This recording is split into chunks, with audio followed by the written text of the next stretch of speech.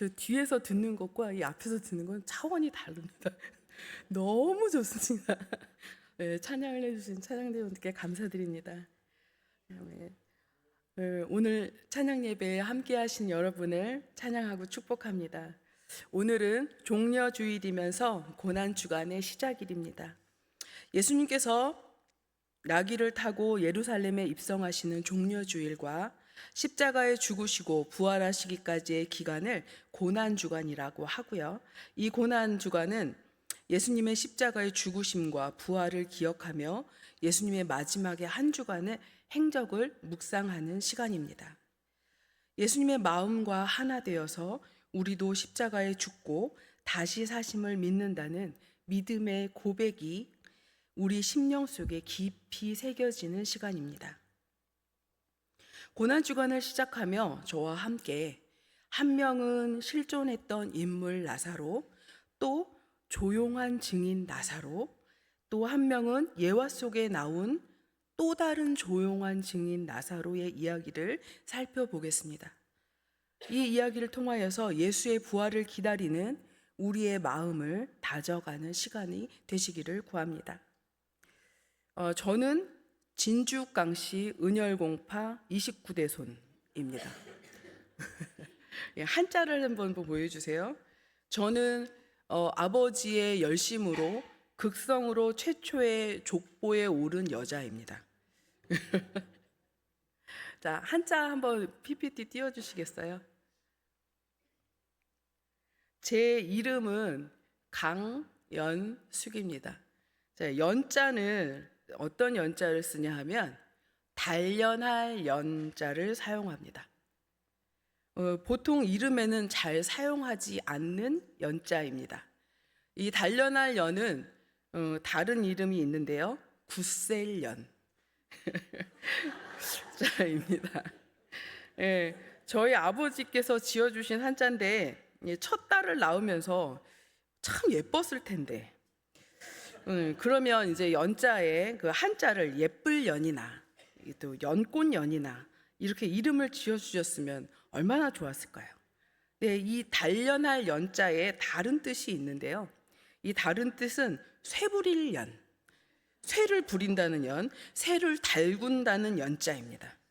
이 한자의 뜻은 몸이나 정신을 단련하여서 강하게 한다는 뜻이 들어 있습니다.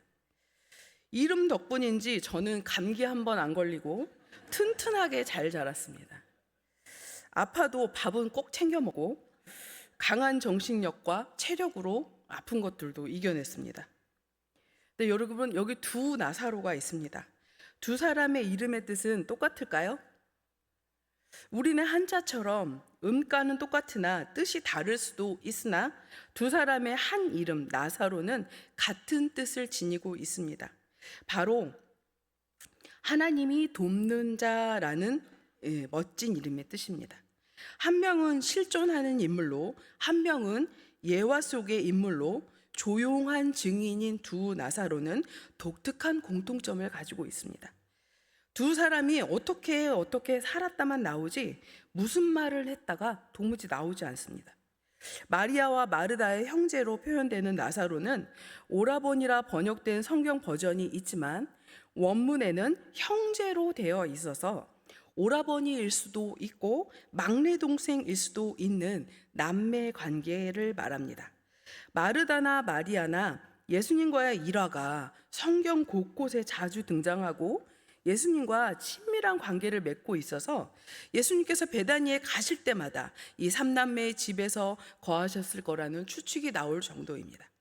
그런데 나사로는 형제 나사로라고 이야기만 하고 예수님이 오셨을 때 문화생들처럼 발치에 앉았다거나 아니면 예수님과 어떤 대화를 했다거나 이런 이야기가 전혀 나와 있지 않습니다. 다만 요한복음 11장에 그가 아팠고 그로 인해 죽었고 다시 살아나서도 배를 동이고 걸어 나오는 모습 외에는 그가 말을 하는 장면이 나오지 않습니다. 예수님께서 예화로 쓰신 부자와 거지 나사로의 나사로 또한 같습니다. 부자는 죽어서 지옥에 가서도 쫑알쫑알거리면서 아브라함에게 말을 거는데 거지 나사로는 여기서도 대꾸 한 번이 없습니다. 또 다른 공통점은 두 나사로 모두 이 이야기 안에서 죽음을 맞이합니다. 이 조용한 두 명의 나사로를 통해서 예수님은 어떤 메시지를 전하기를 원하셨을까요? 예수님의 비유에는요, 한 농부가, 한 임금이 혹은 한 여인이, 어떤 지방에 사는 사람이로 직업이나 성별, 지방으로 붙여서 예를 듭니다. 나사로라는 이름은 예수님의 예화에서 유일무이하게 사용하신 이름입니다. 오직 이 이야기에만 나사로라 이름하여 이야기를 펼쳐나가십니다. 오늘 함께 읽은 본문은 유대사회 전체에 내려오는 민담을 예수님께서 예시로 사용하셔서 하신 말씀입니다. 부자와 거지 나사로의 이야기 앞뒤의 이야기를 읽으면 예수님께서 이 말씀을 왜 하셨는지 이해할 수 있습니다. 예수님께서는 이 예화를 통해 모세의 율법을 잘 따르고 지킨다는 바리새인들이 오히려 돈을 더 사랑하고 이에 대해 예수님께서 충고하자 예수님을 향해 비웃는 이들에게 유대인들이 익히 알고 있는 민담의 예를 들어서 바리새인들과 제사장들이 잘 알아들을 수 있도록 이야기를 시작하십니다. 민담이란 옛날부터 입에서 입으로 전해 내려오는 이야기를 말합니다. 민담 안에는 민족 고유의 특성, 그 다음에 교훈, 그리고 해학이 담겨져 있습니다. 우리나라 민담에도 우리 민족의 독특함이 배어 나옵니다. 해님 달림 이야기, 또 금도끼 은도끼 이야기, 호랑이와 꽃감 이야기가 그렇습니다. 옛날 옛적에 큰 호랑이가 살았습니다. 이 호랑이는 마을에 내려와서 가축을 잡아먹고 마을 사람들을 괴롭히는 무서운 맹수였습니다. 마을 사람들은 호랑이를 제일 무서워했어요. 그런데 어느 날 호랑이가 배가 고파서 마을로 내려왔습니다. 그런데 아이의 울음소리를 듣고 그쪽으로 갔어요. 그런데 호랑이가 잡아간다라는 소리를 들었습니다. 이때 호랑이가 가슴이 철렁 내려앉았어요. 내가 온 거 어떻게 알았지? 그런데 아이가 울음을 멈추지 않습니다. 호랑이가 내가 안 무서운가? 이때 엄마가 외칩니다. 뭐라고 외쳤을까요? 옛다 꽃감이다. 밖에 있던 호랑이가 깜짝 놀랍니다. 뭐예요? 뭐야, 나보다 더 무서운 놈이 있나? 그 놈이 나타나기 전에 얼른 도망가야지. 이하의 이야기는 생략하고 이 호랑이와 꽃감의 교훈은 무엇일까요? 꽃감이 무섭다일까요? 아닙니다. 때로 두려움은 우리의 생각보다 더 과장될 수 있다입니다. 민담은 한 민족의 해학과 교훈을 담고 세대와 세대를 이어서 내려옵니다. 예수님께서 사용하신 부자와 거지 나사로의 민담은 유대의 7종류의 이야기로 전해 내려왔습니다. 이 조금씩 다른 7종류 모두 한 가지의 줄기로 공통점을 가지고 있는데요. 유대인들에게 재물이란 하나님께서 맡겨주신 것이고 하나님의 것이라는 생각을 가지고 있습니다. 유대인들은 자신이 재물이 많은 이유는 고아와 가부를 돕는 청지기로서 어려운 이웃을 위해 자신의 재물을 나눌 때 하나님께서 가장 기뻐하시는 일임을 알고 있습니다. 땅도 하늘도 가축도 우물도 하나님의 것이기 때문에 나누어 사용하는 것이 마땅합니다. 또 이렇게 베풀며 살 때 하늘의 상이 크다는 것도 유대인들은 알고 있습니다. 이 재물을 청지기로서 잘 흘려보내야 하는데 그렇지 못하면 현세에서는 잘 살아도 내세에서는 낙원에 이르지 못한다는 것을 알고 있습니다. 7가지 유대 민담이 전해져 내려오는데요. 그 유대 민담 중에 주석에 기록된 한 가지의 예를 읽어드리겠습니다. 가난한 학자와 바르마얀이라는 세리의 이야기입니다. 바르마얀은 죽어 아주 성대한 장례식을 가졌습니다. 그러나 가난한 학자는 그저 쓸쓸히 땅에 묻힙니다. 그러나 그 학자의 친구 중 하나가 꿈을 꾸었는데 가난한 친구 학자가 죽어서 낙원의 강가에 평화롭게 사는 모습을 꿈으로 보게 됩니다. 반면 세리 바르마야는 강가에 서 있기는 하지만 그 물에 도달하지 못하고 있는 것을 보게 됩니다. 가난한 학자는 현세에서는 보상을 받지 못했지만 내세에서는 보상을 받았고, 세리는 현세에서 보상을 받았지만 내세에서는 그렇지 못했다는 이야기입니다. 이 이야기의 맥락이 부자와 거지 나사로와 비슷하게 흐르는 것을 볼 수 있습니다. 예수님께서는 이 유다의 민담의 예를 들어서 지금 제사장들과 바리새인들에게 일침을 주고 계십니다. 바리새인들은 율법을 내세워 자신들의 주머니를 채우고 고르반, 하나님께 드린 바 되었다라고 말하며 부모조차 돌보지 않았기에 예수님께서는 그들에게 익숙한 민담을 통해 그들을 교훈하고 계십니다. 우리가 얼핏 보면 부자는 돈 때문에 지옥 가고 나사로는 가난하기 때문에 천국 간 것처럼 보입니다. 예수님께서도 부자가 천국에 들어가는 것이 낙타가 바늘귀에 들어가는 것보다 어렵다고 말씀하셨습니다. 그러나 부자는 유대 전통대로 해석하면 개념 없음으로 천국에 들어가지 못했음을 알 수 있습니다. 바로 약자에 대한 생각 없음, 또 약자에 대한 관심 없음입니다. 그는 온통 자신의 재산을 자신을 위해서만 사용하였습니다. 누가복음 16장 19절의 말씀입니다. 함께 읽겠습니다. 시작. 한 부자가 있어 자색 옷과 고운 베옷을 입고 날마다 호화롭게 즐기더라. 옷감을 물들이는 자주색 염료는 당시 가장 비싼 염료였습니다. 자주색 염료는 뿔고동으로 불리는 달팽이에게서 아주 작은 양만 얻을 수 있었는데요.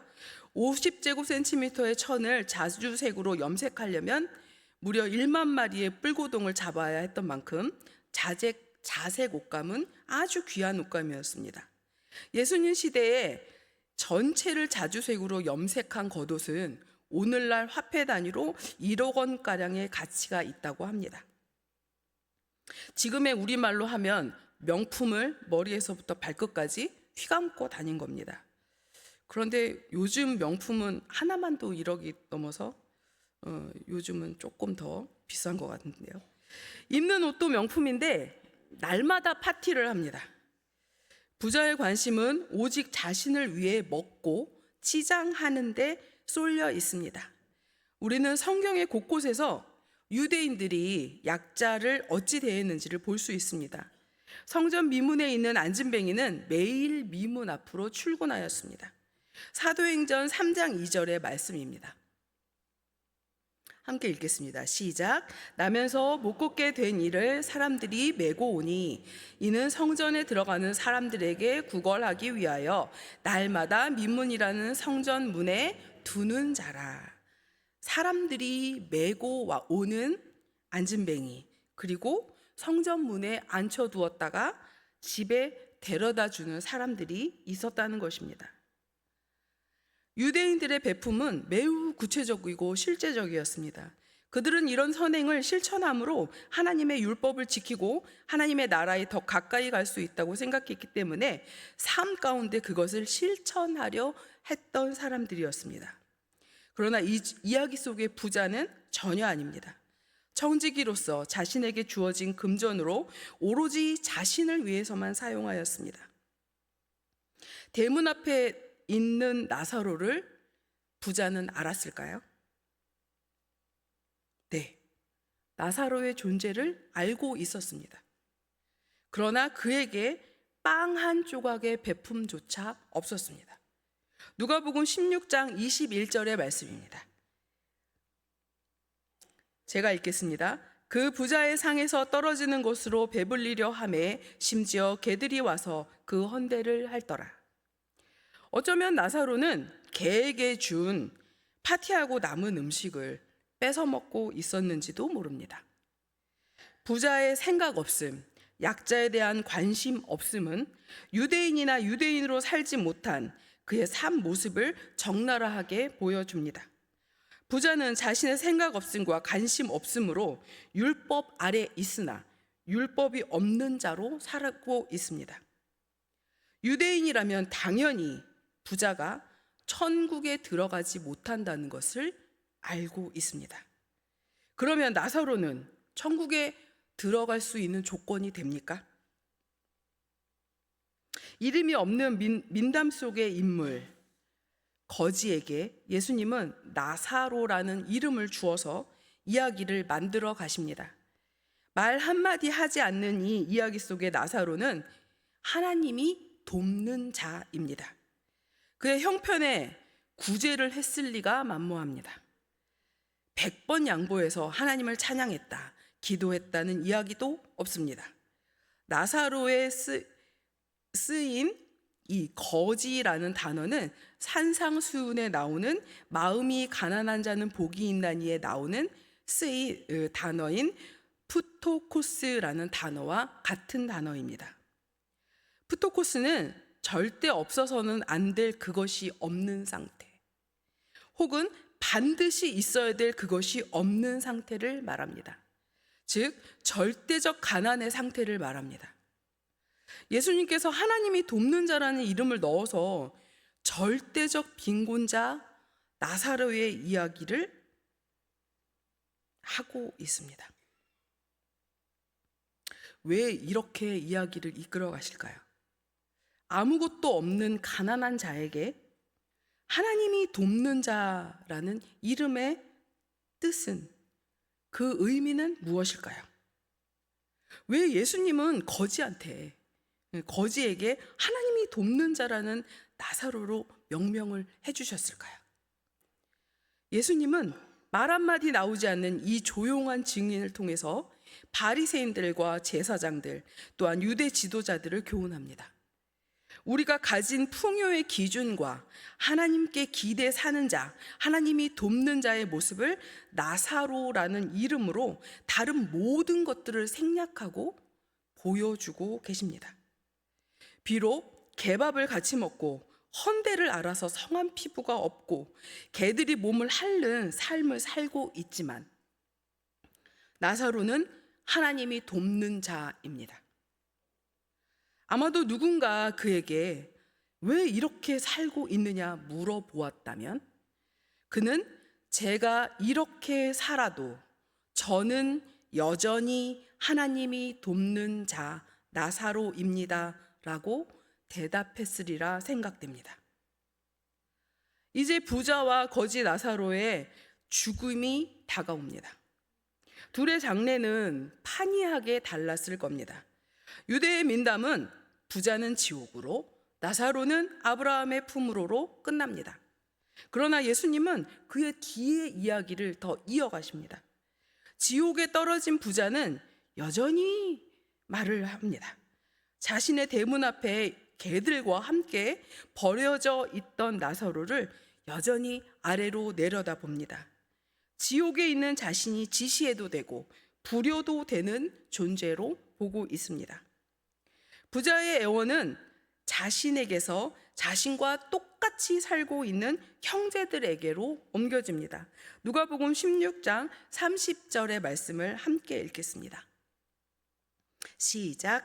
이르되 그렇지 아니하니이다. 아버지 아브라함이여, 만일 죽은 자에게서 그들에게 가는 자가 있으면 회개하리이다. 무척 설득력 있지 않습니까? 그러나 이 부자는 그 형제들이 율법이나 선지자들의 가르침을 심각하게 받아들이지 않고 있음을 알고 있습니다. 왜냐하면 본인도 그랬으니까요. 그 이상의 이벤트 혹은 충격요법이 없으면 말을 듣지 않을 것이라 생각했습니다. 그래서 아브라함에게 계속해서 요청합니다. 누군가가 죽었다가 살아나서 나타나서 말한다면 그들이 반성하고 회개할 것이라고 생각합니다. 그러나 아무리 그런다고 해도 소용이 없다는 이유로 이 요청은 거절됩니다. 누가복음 16장 31절의 말씀을 함께 읽겠습니다. 시작. 이르되 모세와 선지자들에게 듣지 아니하면 비록 죽은 자 가운데서 살아나는 자가 있을지라도 권함을 받지 아니하리라 하였다 하시니라. 유대인이 유대인처럼 살지 못하면 죽은 자가 다시 살아 돌아와도 아무런 소용이 없습니다. 그들의 귀는 막혀 있고 그들의 손은 자기 유익에 더 빠르며 하나님의 긍휼과 자비는 도무지 찾아볼 수 없습니다. 그러나 이들은 실제 자신들이 제일 하나님 앞에 합당하게 모범적으로 잘 살고 있다고 생각하며 거리에서 기도하는 모습을 보여주고 유대 사회의 사상을 이끌어가는 지도자들로 서 있는 사람들입니다. 여러분, 나사로는 실제로 살아서 돌아옵니다. 그 장면에 함께 있던 사람들, 나사로의 죽음을 애도하던 사람들이 예수님을 믿습니다. 그러나 지금 누가복음 16장에 부자와 거지 나사로의 비유로 교훈을 들어야 할 유대 지도자들, 특히 바리새인들과 제사장들은 이 일로 오히려 더 완고하여지고 예수님을 죽이려 모의합니다. 누가복음 16장의 나사로는 아브라함의 품에서 다시 세상으로 돌아오지 않습니다. 그러나 요한복음의 나사로는 죽어 냄새나는 상태에서 예수님의 부르심을 받고 부활하여 돌아옵니다. 그렇게 예수님을 괴롭히고 죽이려 모의하고 결국에는 죽음에 이르게 한 유대 지도자들에게도 예수님께서는 돌이킴의 기회를 주십니다. 절대로 돌이키지 않는다고 말했던 누가복음 16장 31절의 말씀에도 불구하고 똑같은 이름의 나사로를 살리심으로 이들에게도 돌이킴의 기회를 주십니다. 요한복음 11장 33절의 말씀을 함께 읽겠습니다. 시작. 예수께서 그가 우는 것과 또 함께 온 유대인들이 우는 것을 보시고 심령에 비통히 여기시고 불쌍히 여기사 또 다른 나사로, 살아 돌아온 나사로 또한 말 한마디가 없습니다. 분주한 마르다나 향유를 부어 예수님의 죽음을 준비한 마리아 자매들과는 달리 형제 나사로는 역시 거지 나사로처럼 조용한 예수의 증인입니다. 그런 나사로의 죽음을 함께하는 사람들을 봅니다. 가난한 베다니에 나사로의 죽음을 함께 슬퍼하며 장례식에 참석한 사람들이 모여 있습니다. 예수님께서 사랑하시던 3남매 중에 남자 형제 나사로가 죽었습니다. 나사로의 죽음에 대한 예수님의 마음이 심령이 비통히 여김과 불쌍히 여기시다는 말로 다 표현되어 있습니다. 33절의 비통함이 38절의 비통함으로 다시 이어집니다.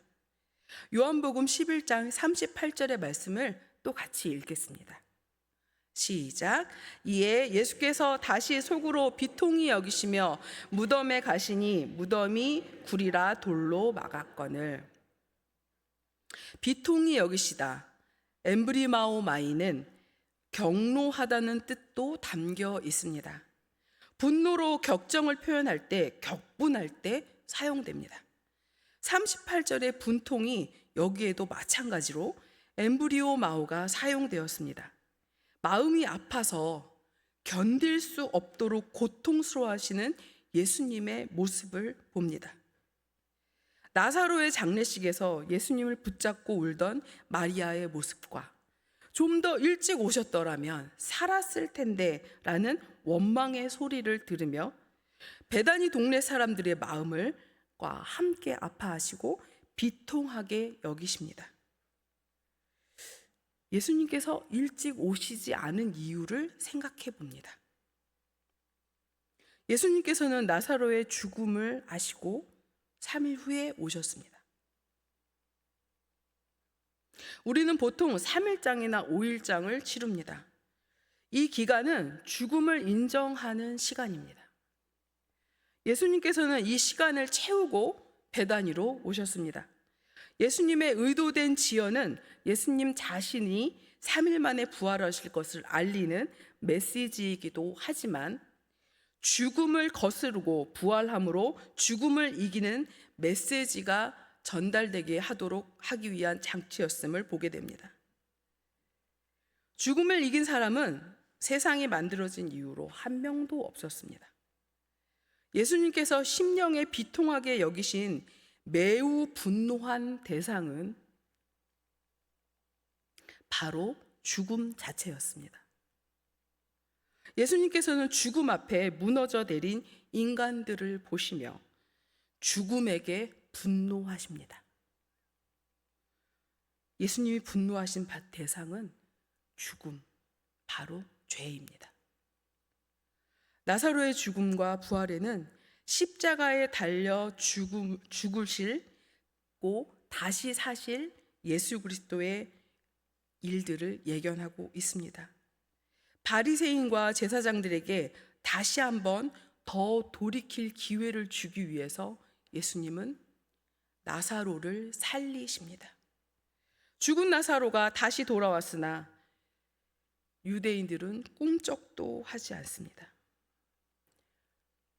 꿈쩍도 하지 않는 유대 지도자들을 보면서 예수님의 마음은 어떠셨을까요? 요한복음 11장 53절의 말씀입니다. 제가 읽겠습니다.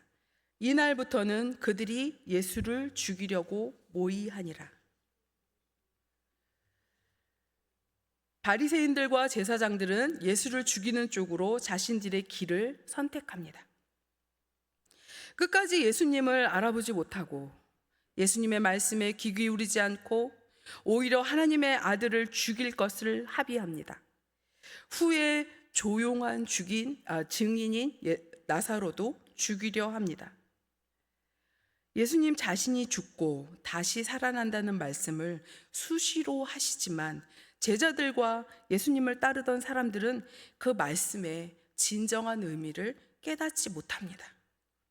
요한복음 11장 25절에서 26절의 말씀은 예수님이 가슴 속으로부터 외치는 말씀입니다. 함께 읽겠습니다. 시작. 예수께서 이르시되 나는 부활이요 생명이니 나를 믿는 자는 죽어도 살겠고 무릇 살아서 나를 믿는 자는 영원히 죽지 아니하리니 이것을 내가 믿느냐. 예수님께서 부활이요 생명 되심을 믿으십니까? 여러분, 부활에는 전제 조건이 있습니다.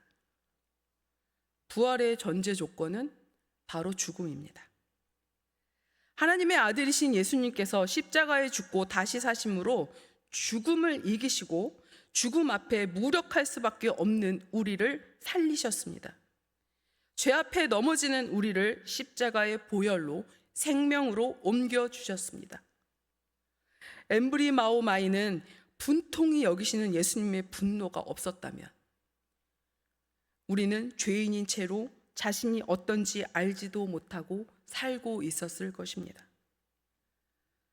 그러나 지금 우리는 죽음 없는 부활만을 가지려고 하는 것은 아닌지 생각해 봅니다.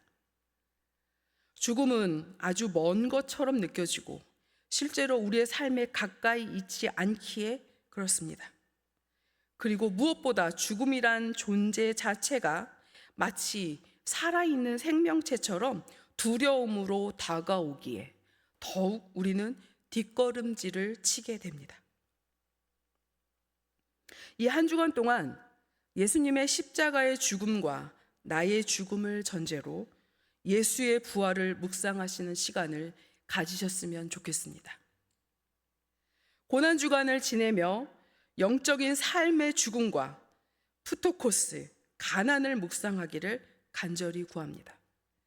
절대 없어서는 안 될 그것이 없는 상태, 푸토코스, 영적인 가난을 경험하며 예수님의 부활을 기다리는 한 주가 되시기를 권면합니다. 산상수훈에 나타난 심령의 빈곤을 경험하시기를 구합니다. 가난한 소비를 하시기를 구합니다. 즐거움의 빈곤을 우리의 의지로 가져와서 경험하는 한 주가 되시기를 구합니다. 예수님께서 사랑한 두 나사로의 이름의 뜻을 다시 상기해 봅니다. 하나님께서 돕는 자가 바로 내가 되기를 구합니다. 상황이 거지 나사로처럼 나를 사로잡고 힘들게 눌러도 그래도 여전히 나사로 하나님께서 돕는 자입니다 라고 고백할 수 있는 한 주가 되시기를 기도합니다. 기도하겠습니다. 하나님, 주의 사람들이 하나님 앞에 머리를 숙였습니다. 오늘은 종료주일이며 고난주간의 시작입니다. 죽은 나사로를 살리시고 죽음을 이기신 예수를 믿는다는 고백이 우리의 심령 깊숙한 곳에서 일어나기를 구합니다. 바리새인들과 유대 지도자들처럼 우리의 눈과 귀와 손이 닫혀지지 않게 인도하여 주옵소서. 고난주간을 보내며 빈곤의 시간을 스스로 가지고 나사로의 이름과 같이 하나님이 돕는 자가 되어서 우리가 주 앞에 서기를 구합니다. 예수님의 이름으로 기도드립니다. 아멘.